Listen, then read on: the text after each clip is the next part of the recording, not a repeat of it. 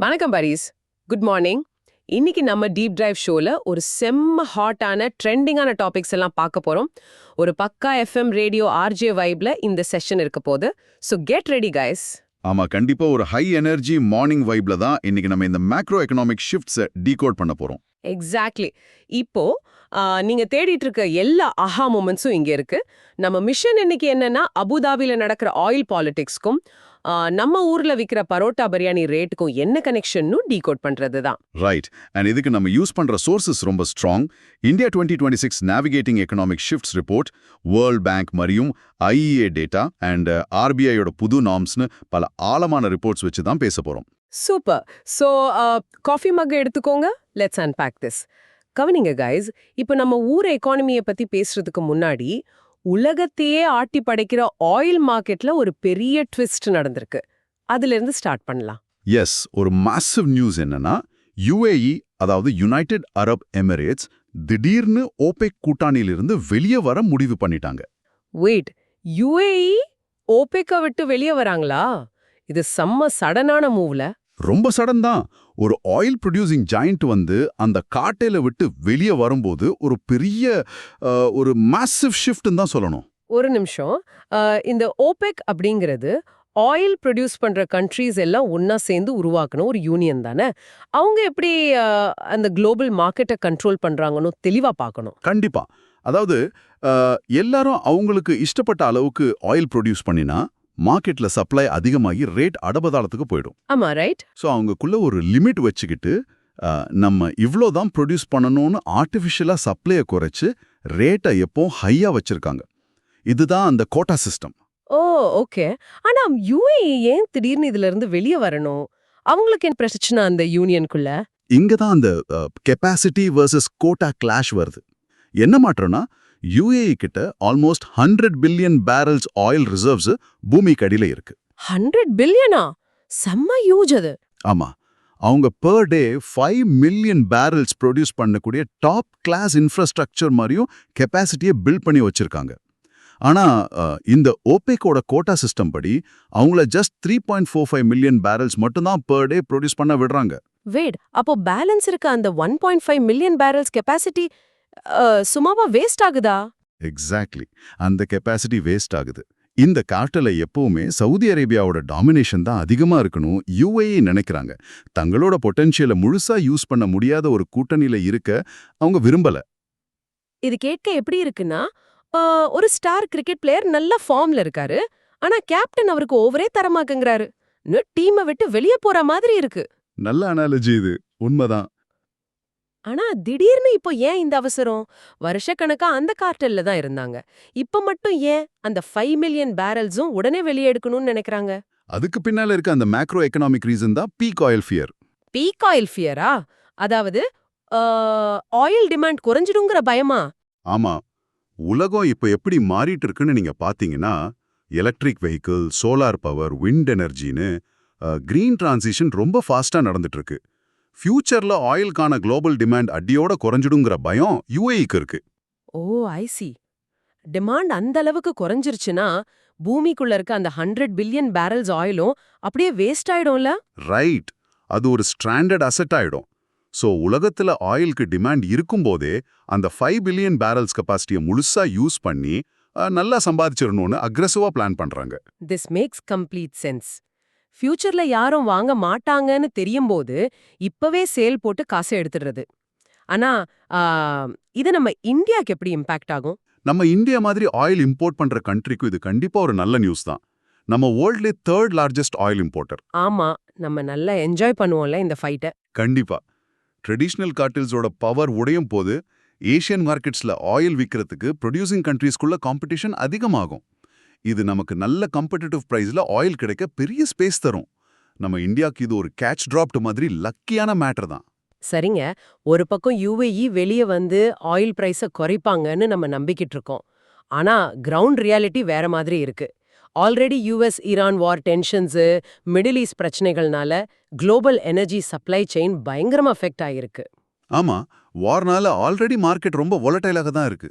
இதோட எஃபெக்ட் நம்ம கிச்சன் வரைக்கும் எப்படி வருதுன்னு தெளிவா பார்க்கணும்.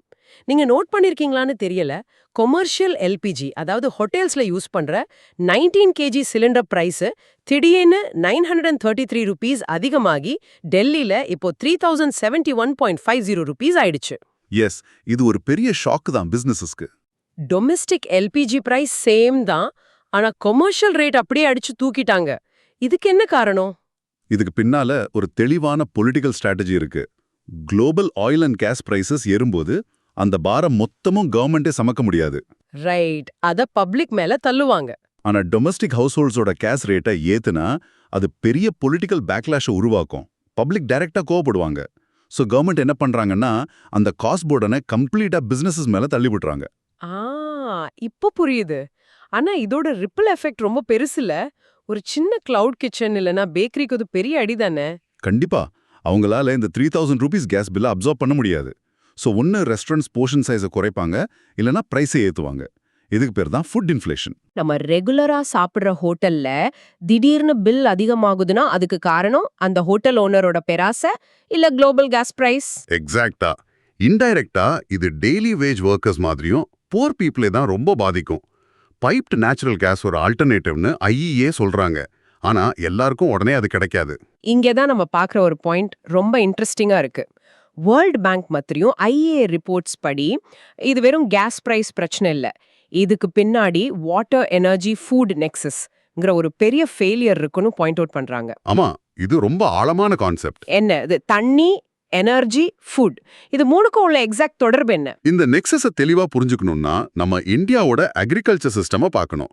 நம்ம நாட்டுல அக்ரிகல்ச்சருக்கு per year almost 1.5 lakh crore rupees electricity subsidy தராங்க. 1.5 lakh crore, செம்ம பிக் அமௌண்ட் இது. ஆமா, ஃப்ரீ பவர் இருக்கறனால பஞ்சாப் ஹரியானா மாதிரி இடங்கள்ல ஃபார்மர்ஸ் போர்வெல் போட்டு தண்ணியை இன்டிஸ்கிரிமினேட்லி உரிறாங்க. இதனால கிரவுண்ட் வாட்டர் வருஷத்துக்கு 1 மீட்டர் கீழே போகுது. வெயிட், ஒரு நிமிஷம். Let me connect the dots. தண்ணி ஆழத்துக்கு போகும்போது அதை எடுக்க இன்னும் பவர்ஃபுல் மோட்டர் தேவை. அதுக்கு இன்னும் அதிகமான எலக்ட்ரிசிட்டி தேவை. ரைட். அண்ட் ஆயில் ஷாக்ஸ்னால டீசல் ரேட் ஏறுது. இப்போ ஒரு ஃபார்மர் தன்னோட டிராக்டரை ஓட்டணும்னாலும் இல்லனா பம்ப் செட் ரன் பண்ணணும்னாலும் எனர்ஜி காஸ்ட் அதிகமாகுது. சோ நம்ம பிரியாணி ரேட்டும் ஏறுது. எக்ஸாக்ட்லி. இது ரெண்டும் சேர்ந்து நம்ம ஃபார்மிங் காஸ்ட் ஏத்துது. ஸோ என்ன சொல்றோம்னா யூஎஸ் ஈரான் வார்னால ஃபியூல் ரேட் ஏறுது, அதனால நம்ம ஊர்ல இருக்க பிரியாணி ரேட்டு ஏறுது. அதோட மட்டும் இல்லாம ஃப்ரீ கரண்ட் தர்றதால தண்ணி பஞ்சமும் வருது. ஒரு சின்ன கேஸ் சிலிண்டர் பில்லுக்குள்ள இவ்ளோ பெரிய பட்டர்ஃப்ளை எஃபெக்ட் இருக்கா? செம்ம இன்ட்ரெஸ்டிங்ல. இதுதான் அந்த இன்விசிபிள் வெப். நம்ம தெளிவா புரிஞ்சுக்கணும். சரிங்க, இப்ப நம்ம நெக்ஸ்ட் ப்ராப்ளம்க்கு போவோம். இப்போ ஆயில் பில் அதிகம், இம்போர்ட் பில்லும் அதிகமாயிடுச்சு. நம்ம ஃபாரின் கண்ட்ரீஸ்க்கு டாலர்ஸ்ல தான் காசு தரணும். அதனால நம்ம இந்தியன் ரூபி ரேட் என்ன ஆச்சுன்னு தெரியுமா? அந்த இடத்துல தான் நமக்கு பெரிய அடி விழுது. ருபி வேல்யூ அதிகமான ஒரு லோ ஹிட் ஆகி $1க்கு 95.33 ரூபான்னு ஆயிடுச்சு. 95.33 ரூபாயா? இது ரொம்ப ஹை இல்ல. ஆமா, லாஸ்ட் 12 monthsல மட்டும் 12% ஃபால் ஆகியிருக்கு. நார்மலா ஒரு ஸ்டேபிள் எக்கானமில 3 to 4% தான் ஃபால் ஆகும். இது ரொம்ப அலார்மிங்கான டிராப். இத கேட்கும்போது எனக்கு 2013 ஞாபகம் வருது. அப்போ மார்கன் ஸ்டான்லி ஒரு ரிப்போர்ட் போட்டாங்கல்ல? எஸ், அந்த ஃப்ரெஜைல் 5 ரிப்போர்ட் தான். India, Indonesia, Brazil, south Africa, Turkey இந்த 5 கண்ட்ரீஸையும் ஃப்ரெஜைல் 5ன்னு சொன்னாங்க. அப்போ US Fed reserve interest rate ஏத்துனப்போ கேபிட்டல் எல்லாம் யுஎஸ்க்கு ஓடிடுச்சு. நம்ம ஸ்டாக் மார்க்கெட் கிராஷ் ஆச்சு. சேம் வைப் இப்பவும் ரிப்பீட் ஆகுதுன்னு ஒரு பயம் இருக்குல்ல? கண்டிப்பா. இப்பவும் FY 2025-26ல 9.6% டிராப் ஆயிருக்கு ருபி. இப்போ கரண்ட் அக்கவுண்ட் டெபிசிட், அதாவது நம்ம எக்ஸ்போர்ட் பண்ண காசை விட இம்போர்ட் பண்ண காசு அதிகம். அண்ட் கேபிட்டல் அக்கவுண்ட் டெபிசிட் ரெண்டுமே இருக்கு. ட்வின் டெபிசிட்ஸ்னு சொல்லுவாங்க. ஆமா, ஆனா 2013க்கும் இப்பக்கும் ஒரு டைவர்ஜென்ஸ் இருக்கு. இப்போ பிரேசில், சவுத் ஆப்பிரிக்கா கரன்சி எல்லாம் 10 to 12% அப்ரிஷியேட் ஆகி ஸ்ட்ராங் ஆயிருக்கு. டர்க்கி மட்டும் ரொம்ப மோசமா 1000% வேல்யூ உடைஞ்சு போயிடுச்சு சின்ஸ் 2018. 1000%? டர்க்கி நிலைமை ரொம்ப மோசம். ஆனா நம்ம இந்தியா அப்படி இருக்கு? நம்ம இந்தியா அன்பார்ச்சுனேட்லி செகண்ட் வர்ஸ்ட் பர்ஃபார்மரா இருக்கும் இந்த லிஸ்ட்ல. இது ரொம்ப கவலைத்தர விஷயம். நம்ம பர்ஸ்ல இருக்க காசு வேல்யூ அப்படியே கரையுது. இது எப்படி இருக்குன்னா, நம்மளோட சேலரிய தாண்டி ஸ்விக்கில ஆர்டர் பண்ணிட்டு அதுக்காக கிரெடிட் கார்டுல லோன் வாங்கி கட்டுறது மாதிரி இருக்கு. ரொம்ப ஆப்டான எக்ஸாம்பிள். நம்ம ஃபாரெக்ஸ் ரிசர்வ்ஸை வச்சு தான் RBI இப்போ இதை மேனேஜ் பண்ணிட்டு இருக்காங்க. ரிசர்வ் செலவா வழியுது. இப்படி எக்கனாமியோட ரோலர் கோஸ்டர்ல போகும்போது நம்ம பேங்க்ல வச்சிருக்க டெபாசிட்ஸ் எல்லாம் சேஃபாங்கிற பயம் வருது கண்டிப்பா. 2008 கிரைசிஸ் மாதிரி வந்தா என்ன ஆகுறது? ஆர்பிஐ எப்படி இதை ஃபேஸ் பண்ண போறாங்க? இத தடுக்கத்தான் ஆர்பிஐ ஒரு மாஸ்டர் ஸ்ட்ரோக் கொண்டு வராங்க. ஏப்ரல் 1, 2027 இருந்து ஆர்பிஐ புது எக்ஸ்பெக்டட் கிரெடிட் லாஸ், அதாவது இசிஎல் நார்ம்ஸ் கொண்டு வராங்க. இது குளோபல் IFRS 9 ஸ்டாண்டர்ட் படி இருக்கும். புது இசிஎல் நார்ம்ஸா? பழைய மெத்தட்ல அப்படி என்ன பிரச்சனை இருந்துச்சு? பழைய மெத்தட்ல ஒரு லோன் என்பிஏ, அதாவது நான் பெர்ஃபார்மிங் அசெட் ஆகி 90 நாளைக்கு ஆன பிறகுதான் பேங்க் ப்ரொவிஷன் எடுத்து வைப்பாங்க. ப்ரொவிஷன்னா அந்த பேக்கப் காசு தானே? பிரச்சனை வந்த பிறகு ஆக்ஷன் எடுக்கிறது. ஆமா. ஆனா புது இசிஎல் மாடல்ல அட்வான்ஸ்டாவே ரிஸ்க ப்ரிடிக்ட் பண்ணி 3 ஸ்டேஜஸ்ல கிளாசிஃபை பண்ணணும். ஓ, அட்வான்ஸ்டா ப்ரிடிக்ட் பண்றது. இந்த 3 ஸ்டேஜஸ் எப்படி ஒர்க் ஆகுது? ஸ்டேஜ் 1 வந்து லோ ரிஸ்க். இதுக்கு 12 months ப்ரொவிஷன் வைக்கணும். ஸ்டேஜ் 2 இஸ் ரிஸ்க் இன்க்ரீசிங், ஆனா இன்னும் என்பிஏ ஆகல. இப்போ பேங்க்ஸ் வெயிட் பண்ணக்கூடாது, லைஃப் டைம் ப்ரொவிஷன் எடுத்து வைக்கணும். Oh my God, lifetime ப்ரொவிஷனா? எஸ்.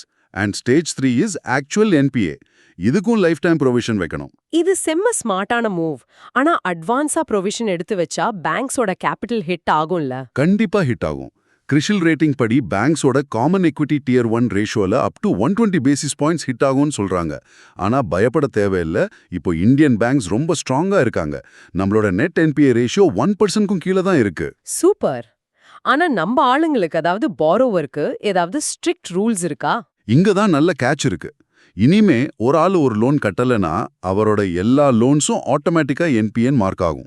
செம்ம கெத்து இது. கிராஸ் டிஃபால்ட்னு சொல்லுவாங்க. ஆமா, இது பாரோவர் டிசிப்ளினை பயங்கரமா இன்க்ரீஸ் பண்ணும். சூப்பரா சொன்னீங்க.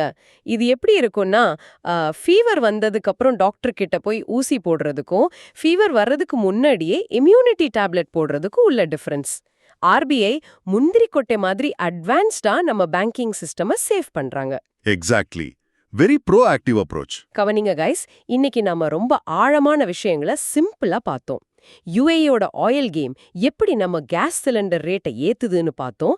ருப்பி எப்படி 95.33க்கு சரிஞ்சதுன்னு பார்த்தோம்.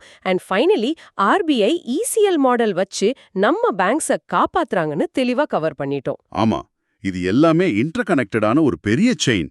குளோபல் பாலிடிக்ஸ்ல ஆரம்பிச்சு உங்க பேங்க் அக்கவுண்ட் வரைக்கும் அது டிராவல் ஆகுது. முடிக்கிற முன்னாடி உங்களுக்கு ஒரு கேள்வி. உலகம் ஃபுல்லா பீக் ஆயில் பயத்துல இருக்காங்க. ஆயில் எக்கானமிஸ் எல்லாம் ஆல்டர்னேட்டா தேடி ஓடிட்டு இருக்காங்க. இந்த டிரான்சிஷன் ஆகும்போது ஆயிலை நம்பி இருக்க நம்ம சப்ளை செயின்ஸும் அக்ரிகல்ச்சரும் இந்த கிரீன் எனர்ஜி ரேஸ்ல தோத்து போயிட்டா என்ன ஆகும்? இது ஒரு ரொம்ப வேலிடான கிரிட்டிக்கலான point. Think about it guys. நமக்கு கரண்ட் ஷாக் மட்டும் இல்ல, ஃபியூச்சர்ல ஒரு பெரிய டிரான்சிஷன் ஷாக்கும் காத்துட்டு இருக்கு. செம்ம இன்ட்ரெஸ்டிங்கான செஷன்ல இந்த டீப் டைவ் இன்னைக்கு முடியுது. Keep questioning, keep learning. நம்ம அடுத்த டீப் டைவ்ல இன்னும் புதுசா ஹாட்டான ஒரு டாபிக்கோட சந்திப்போம். Bye from your friendly RJ டுவோ. Cheers.